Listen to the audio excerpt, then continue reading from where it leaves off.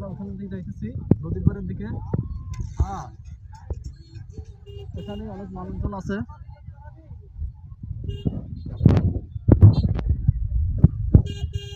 আমরা কিন্তু এখন নদীর পাড়ের দিকে যাইতেছি, ঠিক বেকুটিয়া ব্রিজের দিক থেকে।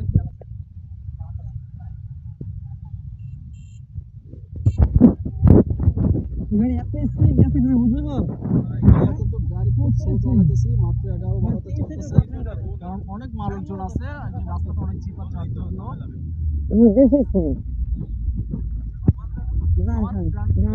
যারা দূরে আছেন তাদের দাওয়াত চলে বেকুটিয়া ব্রিজের নিচে ঘুরতে আসবেন দিনাজপুর জেলায়। আর অবশ্যই আপনারা জানাবেন কেমন লাগলো এই জায়গাটি। আর দিনাজপুর জেলার ভাই বোনেরা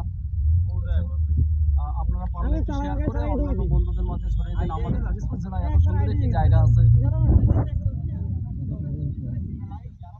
আমরা দেখতে পাচ্ছি যে সামনে আস্তে আস্তে নদী পাড়ে দিয়ে যাইতেছি, অনেক সুন্দর জায়গা। আসলে এত পরিমাণ এখানে একটি গাড়ির জন্য আলাদা একটি জায়গা তৈরি করা হয়েছে।